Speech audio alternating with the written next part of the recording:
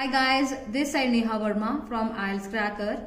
In this video, we'll talk over the top IELTS listening tips by which you will experience an increase of 2 bands in your IELTS listening. Yes guys, but I have a question for you. 40 answers correct, but still 5.5 bands. Why guys? What is the reason behind this? So, let's have a look. Why? So guys, the reason behind that is blunder. So guys, what kind of mistakes you do which really kill your score in IELTS listening? So let's have a look. First is not considering the word limit. Guys, सबको पता है in every kind of IELTS module, it may be reading, writing, listening, we have some instructions. So guys, उन instructions को हमें consider करना है. Word limit means 1 word है, no more than 2 words है, not more than 2 words and number है. Are you getting it guys? So guys, don't worry, I'll be discussing this in detail in this video. So guys, stay tuned. Next we have singular plural problem.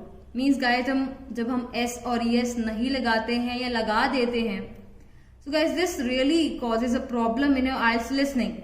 Don't worry guys, I have made a separate video on this topic. So you can check in the I button. So you'll know guys that when to use singular or plural form in your IELTS listening so that guys आपके bands deduct ना हो. Hyphenated words guys, कई बार ऐसे words होते हैं जिसमें hyphen लगा होता है और हम hyphen नहीं लगाते हैं, हमारा आंसर incorrect हो जाता है. So guys, this is also one of the thing you need to consider in your IELTS listening. अगर नहीं लगाते हो guys, you know you will get your answers incorrect. Guys, ये भी हम डिस्कस करेंगे फर्दर वीडियो में, so stay tuned. Next is compound words. Means guys, when 2 words are written together means guys without space. So these things should be considered when you check your answers in IELTS listening. So now let's have a look in detail. First step of IELTS listening is considering the word limit. So you very well know that what kind of word limit we have in IELTS listening. 1 word, 2 words, 3 words, 1 word plus number. Here I mean 1 word and number, 2 words and number, 3 words and number, a number. So these kind of word limits we have. Now let's have a look. हम क्या लिख सकते हैं और क्या नहीं लिख सकते हैं. So if I have no more than 2 words and a number, 1 word plus number, तो मैं लिख सकती हूँ black 29. Suppose guys, ये हमारा आंसर है, तो यहाँ पे मैक्स लिमिट क्या है 2 वर्ड्स की and a number, साथ में नंबर भी आएगा. फाइन. और 2 वर्ड्स मैक्सिमम 2 है, मिनिमम 1 भी हो सकता है, 2 भी हो सकता है, 2 से ऊपर नहीं, प्लस साथ में नंबर भी आएगा. 1 word plus number, so our answer like it would be black 29. अगर 2 वर्ड्स प्लस नंबर है तो एग्जाम्पल दे रही हूं, पार्क एवेन्यू 53.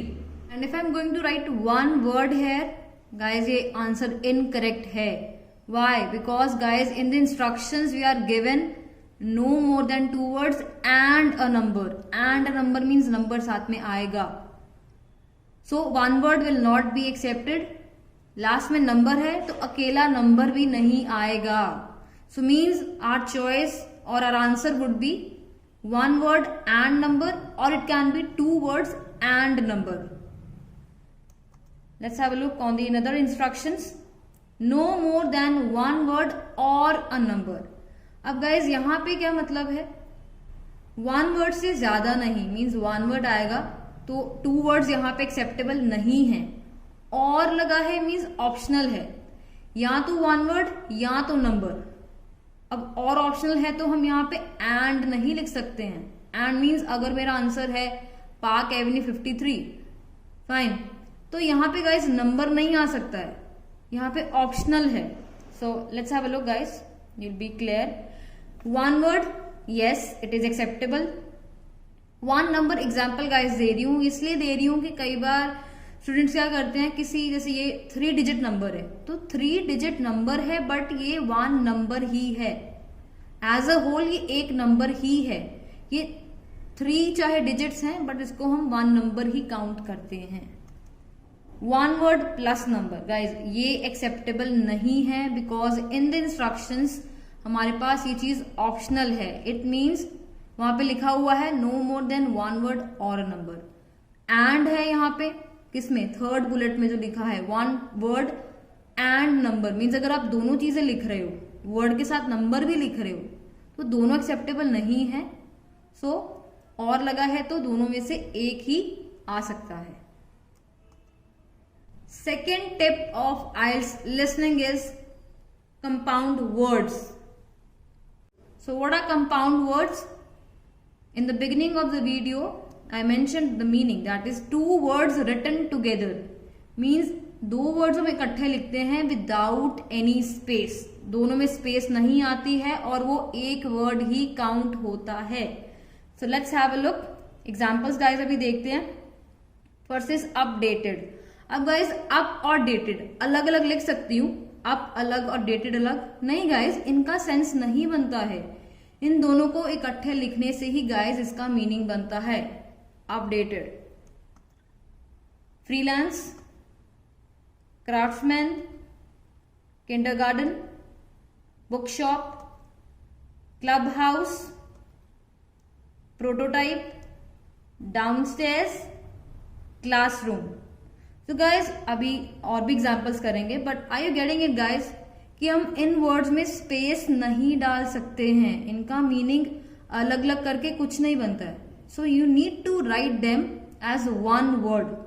अगर स्पेस डालते हो तो तुम्हारे आंसर्स गलत जाएंगे। This is why guys these kind of things really lower down your score in IELTS listening.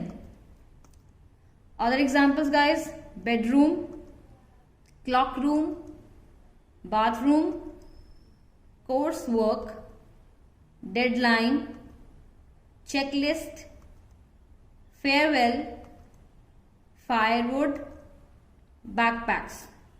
So guys, all these are what? Compound words. Other examples, backstage. Guys wait, अभी तक अगर like नहीं किया, you need to like the video guys. If you are learning anything from this video, I think guys this video deserves a like, क्योंकि guys बहुत time लगता है content बनाने में, उसको प्रेजेंट करने में। So guys and do comment guys. So let's get back to the words. Backstage, cooperating, feedback, country side, afternoon, birthday, podcast, blacklist, background, counterfeit, and last is membership. So guys, we cannot give any space in between these words. Third tip for IELTS listening is hyphenated word. Hyphenated means जिनमें guys hyphen लगा होता है, और जिनमें hyphen लगा है तो guys वो 1 word ही होता है, 2 words नहीं होते हैं, तो उनका meaning भी guys it is considered as 1. Let's have a look. Full time. So guys full time में हाइफन आएगा और ये 2 वर्ड्स नहीं है, ये 1 वर्ड ही है। Post secondary, man made, cost effective, face to face, eye opener, brother in law. Other words we have well being, well known, well written, word of mouth. Guys I want to highlight here one thing, that is कई बार guys well known में कई बार hyphen आता भी है, नहीं भी आता। Now it depends upon what that is the sentence structure. अगर तो noun है तो noun के according well known hyphen आएगा। You can see the example on the screen. और हाइफन किस केस में नहीं आएगा, अगर नाउन की डिमांड नहीं है। Now let's have a look on the example first, जिससे आपको क्लैरिटी हो सके।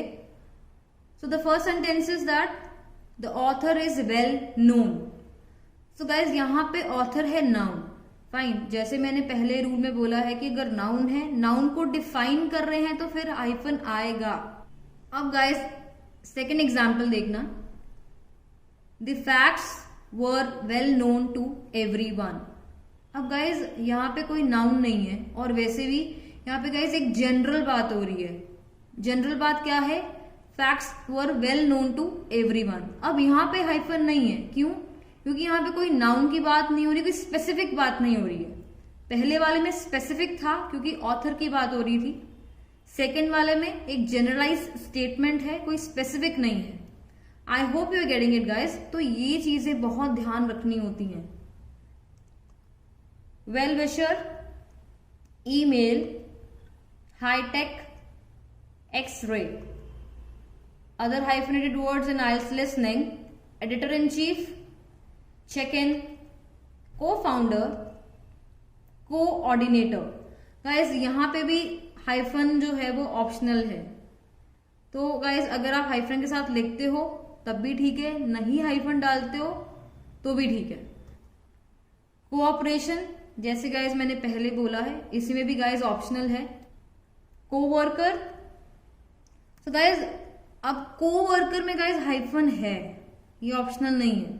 क्योंकि गाइज इन वर्ड्स को अगर गाइज इसमें अगर हाइफन आप स्किप कर देते हो तो स्किप करके देखो वर्ड कैसे पढ़ने में कैसे लग रहा है। So it really makes a difference. So guys, these are the things you need to consider in your IELTS listening. Next, full-time job, good looking, good natured, ice cream, out of date, old fashioned, part-time, self-employed, self-esteem. So guys, last we have the test.